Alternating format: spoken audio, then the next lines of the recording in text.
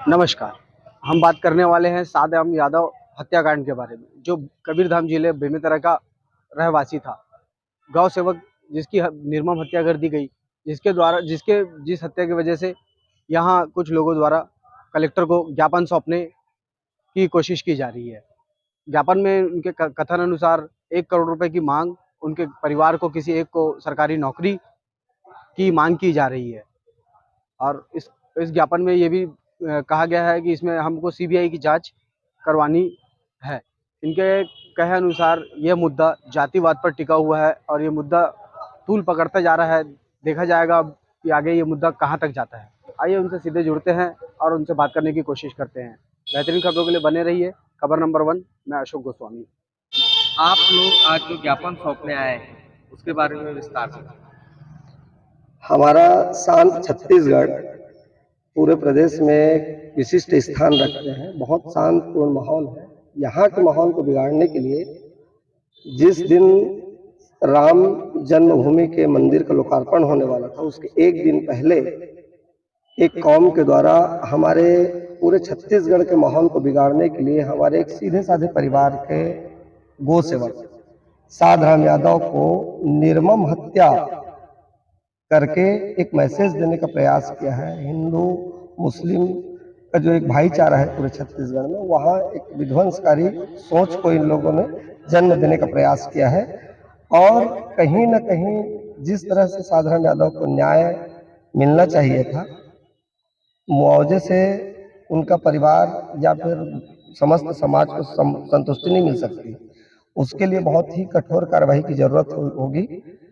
जो शासन प्रशासन की ढिलाई अभी देखने को मिल रही है, हम चाहते हैं कि पूरी तरह से निष्पक्ष जांच करते हुए उन दोषियों के ऊपर कठोर कार्रवाई करके उन लोगों को फांसी की सजा की मांग करने के लिए हम लोग महामहिम राज्यपाल महोदय और माननीय मुख्यमंत्री महोदय के लिए ज्ञापन देने के लिए कलेक्टर महोदय के पास आए थे। बिल्कुल जातिवाद पर हुई है, क्योंकि जिस तरह के घटना को अंजाम दिया गया है, साधाराम हत्या के मामले में हम लोग जब घर गए, हम लोगों को भी ऐसा लग रहा था, जब बाहर से सुनने को मिला था तो बहुत ज़्यादा मीडिया और प्रिंट मीडिया में तूल नहीं दिया गया था। वहाँ से शायद वहाँ गृह मंत्री जी के द्वारा 5 लाख रुपया मुआवजा का घोषणा करके उन लोगों को दे के आ गए थे, जो नाकाफी था। उन लोगों को गिरफ्तार करके रिमांड में जेल भी भेज दिए हैं। जब वहां जाने के बाद में पता चला कि ये हत्या कैसे हुई, तो एक तरह से हिंदू मुस्लिम के बीच में बहुत बड़ा एक अभी माहौल चल पड़ा था, सर तन से जुदा। बिल्कुल उसी तरह साधाराम की हत्या हुई है। उनके सर को तन से जुदा करने के भरपूर प्रयास उन लोगों ने किए थे और बहुत निर्मम हत्या हुई है। घटना स्थल को भी हम लोगों ने जाकर देखा, परिवार वालों से मिले।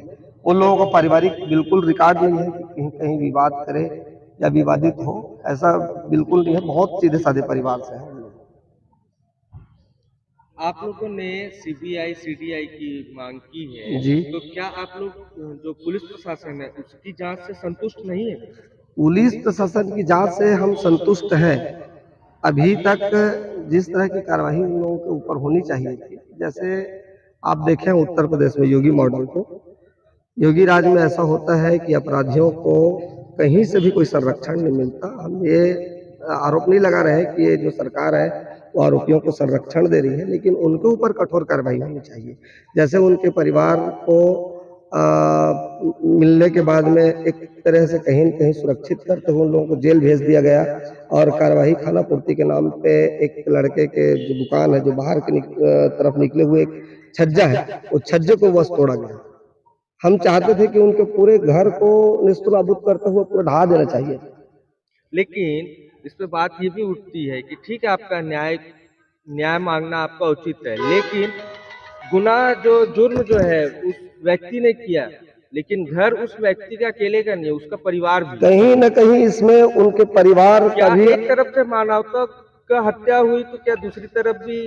मैं आपकी जानकारी में एक चीज बता दूं, जब हम अपने बच्चे को पैदा करते हैं ना, तो हमारे संस्कार के अनुरूप जो है बच्चा बड़ा होने के बाद भी रहता है। तो कहीं न कहीं अगर ये लोग दोषी हैं तो उनके परिवार के लोग भी दोषी रहे होंगे।